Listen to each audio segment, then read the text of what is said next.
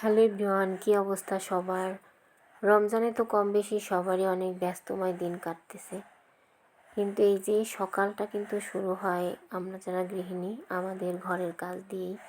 এখন তো সকালবেলা ঘুম থেকে উঠেই রান্নাবান্নার কাজটা থাকে না, এই ফাঁকে আমরা অনেকগুলো কাজ কিন্তু গুছিয়ে নিতে পারি। তো আজকে আমি আমার এই যে বসার ঘরে সোফার কাভারগুলো ধুয়ে দিয়েছিলাম। আসলে বাচ্চারা সারাক্ষণ এখানেই খেলাধুলা করে, টেলিভিশন দেখে। তো সোফার এই কাভারগুলো মানে অনেক তাড়াতাড়ি ময়লা হয়ে যায়। কয়েকদিন পর পরে এগুলোকে আমার ওয়াশ করতে হয়। তো আমি সব কিছু ধুয়ে দিয়েছিলাম। তারপরে যে শুকিয়ে গেছে, তো এনে রেখেছিলাম এগুলো। আর সময় করে উঠতে পারতেছিলাম না যে কাভারগুলো ফোমের মধ্যে পরাবো। তো এই যে আমি আজকে ভাবলাম যে প্রথমে আমি এই কাজগুলোই করে নিই, এতে করে আমার অনেকটা কাজ গোছানো হয়ে যাবে। কারণ রোজার দিনে তো বিকেলের সময়টা অনেক ব্যস্ততার সাথেই কাটে। সকালের দিকে বেশ সময় পাওয়া গেলেও বিকেলটা কিন্তু অনেক তাড়াহুড়োতেই কাটে। কারণ তখন ইফতারি বানানো বা ইফতারের রান্না বা সেহরির জন্য রান্না করে রাখা সব কিছু মিলিয়ে অনেকগুলো কাজ থাকে। তো আমি এই যে আমার ঘরটাকে একটু সুন্দর করে গুছিয়ে নিলাম, বসার ঘরটা।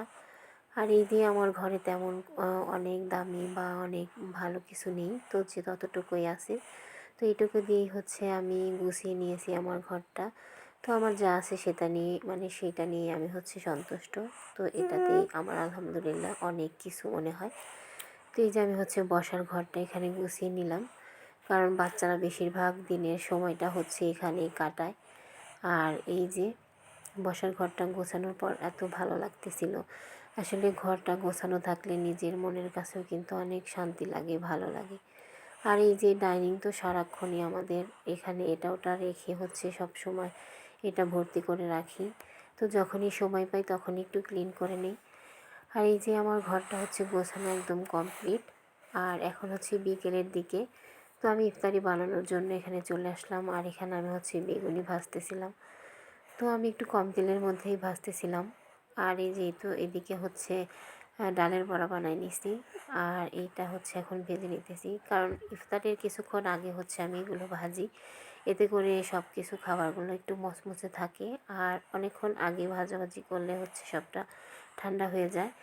আর এই তো এখানে আমি একটু ডিমের চপ বানাইতেছিলাম, ভাজতেছিলাম, বানিয়ে নিয়েছি।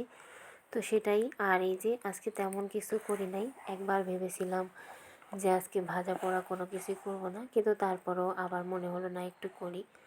তো এই যে এখানে আমি খেজুর, ছোলা ভুনা, পেঁয়াজু, তারপর ডালের বড়া, বেগুনি এগুলোই আর কি বানাইছিলাম। আর ডিমের চপ।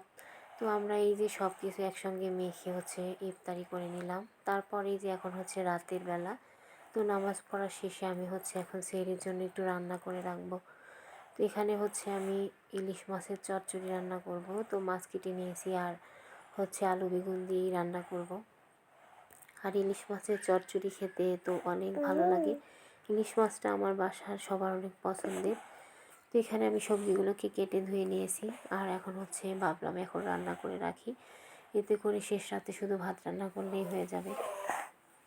তো আমি সব মশলাগুলো একটু একটু করে দিয়ে দিয়েছি। এখন পরিমাণ মতো তেল দিয়ে হাতে মেখে তারপর চুলাতে বসাই দেব।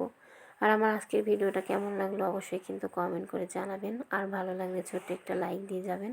আর যারা যারা নতুন আমার ভিডিওটা দেখছেন অবশ্যই একটা সাবস্ক্রাইব করে যাবেন আমার চ্যানেলটা।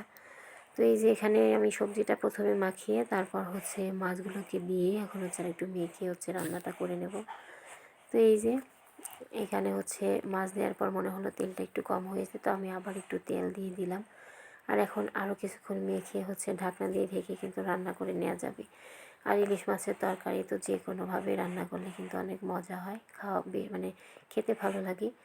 তো এই যে আজ এ পর্যন্তই, রান্না করতে করতে কিন্তু আপনাদের কাছ থেকে বিদায় নিয়ে নিলাম। তো সবাই ভালো থাকবেন। আল্লাহ হাফেজ। আসসালামু আলাইকুম।